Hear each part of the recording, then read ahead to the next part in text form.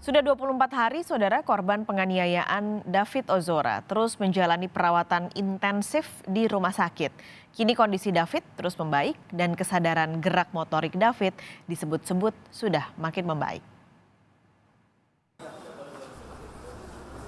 David Ozora, korban penganiayaan Mario Dandi, anak mantan pegawai pajak Rafael Alun, sudah menunjukkan kemajuan. Kondisinya yang semakin baik.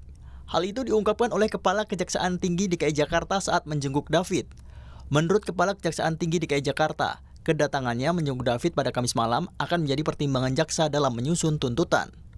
Kepala Kejaksaan Tinggi DKI Jakarta menambahkan, kekerasan yang dialami David kategori penganiayaan berat. Adalah untuk mengecek kondisi dari korban korban penganiayaan yang dilakukan oleh tersangka M dan kawan-kawan. Kami ingin melihat kondisinya sudah sejauh apa. Gitu. Karena itu alhamdulillah kami sudah di sini dan melihat langsung.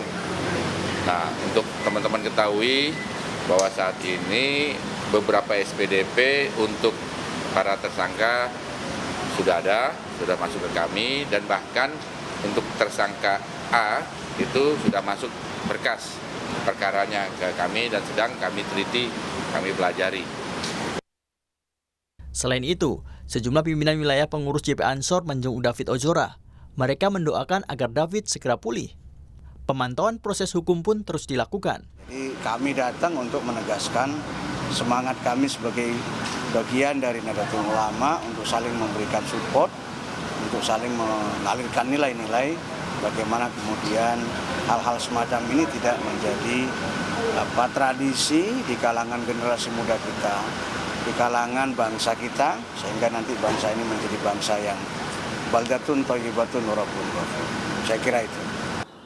Paman sekaligus juru bicara keluarga David, Rustam Hatala, menyampaikan kesadaran gerak motorik David sudah semakin membaik. Keluarga juga belum bisa memastikan apakah David sudah bisa mengenali keluarga yang mengajaknya bicara. Terapi musik masih diterapkan untuk mempercepat perkembangan kesadaran David. Keluarga juga akan memberikan terapi stem cell terhadap David. Tim Liputan Kompas TV.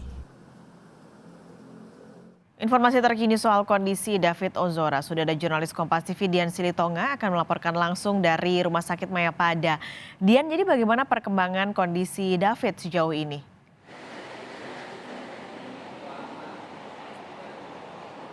Ya, Paskalis, saat ini David masih dirawat intensif di ruang ICU Rumah Sakit Mayapada Kuningan, Jakarta Selatan. Meskipun memang David sudah dinyatakan keluar dari fase kritis, tapi sampai dengan saat ini memang David masih harus menjalani perawatan dengan bantuan alat medis. Ayah dari David, Jonathan Latumahina, menyebut kondisi David saat ini sudah berangsur membaik, salah satunya ditandai dengan perkembangan kemampuan motorik yang sudah mulai bisa merespon, sementara kemampuan kognitif atau tingkat kesadaran David saat ini belum menemui titik terang atau belum ada perkembangan.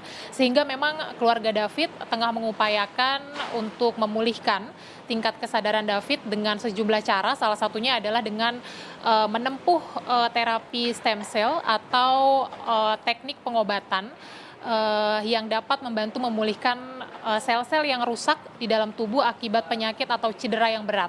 Misalnya dalam kasus kelumpuhan saraf tulang belakang, kemudian stroke, kebutaan, Parkinson, dan lain sebagainya. Tapi memang belum disampaikan oleh pihak keluarga kapan David akan mulai menjalani terapi stem cell. Tapi yang jelas selain menjalani terapi stem cell untuk memulihkan kesadaran David, ini keluarga juga mulai memberikan terapi musik kepada David, yaitu memperdengarkan secara rutin kepada David musik bergenre heavy metal, karena memang mengingat David menyukai musik bergenre heavy metal. Selain itu juga secara rutin memperdengarkan musik rohani atau keagamaan.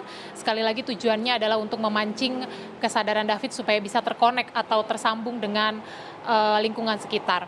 Tentu kita akan terus pantau nanti bagaimana perkembangan kondisi David, Paskalis. Tapi kalau kita bicara kondisi David, ini hari kemarin juga Kepala Kejaksaan Tinggi DKI Jakarta setelah menjenguk David secara langsung memastikan bahwa kondisi yang dialami David ini adalah penganiayaan berat. Nah, ini sesuai dengan pasal yang disangkakan oleh penyidik Polda Metro Jaya kepada seluruh tersangka, pasal 335 KUHP, penganiayaan berat yang direncanakan. Tentu hal ini nanti akan menjadi dasar bagi kejaksaan untuk menyusun mulai dari dakwaan sampai nantinya merumuskan tuntutan. Tapi yang menarik Pak Skalis, Kejati DKI Jakarta juga menyebutkan sesuai dengan hukum acara, nantinya kejaksaan juga tetap akan menawarkan restoratif justice atau keadilan restoratif bagi kedua belah pihak, baik kepada korban maupun juga kepada pelaku. Tetapi ini nanti bergantung atau dikembalikan kepada keluarga korban. Kalau keluarga korban menolak atau berkeberatan, tentu keadilan restoratif ini tidak bisa diterapkan. Sebagai informasi juga, saat ini David sudah menjadi terlindung LPSK, artinya David saat ini juga sudah mendapatkan fasilitas berupa bantuan medis, kemudian juga rehabilitasi psikologis dan sejumlah pemenuhan hak-hak prosedural. Selain kita pantau bagaimana perkembangan kondisi kesehatan David, kita juga akan tentu saja memantau nanti bagaimana perkembangan kasus atau perkembangan hukum dari kasus penganiayaan David. Pak Skalis. Baik, terima kasih. Dian Sritonga melaporkan langsung dari Rumah Sakit Mayapada, Jakarta.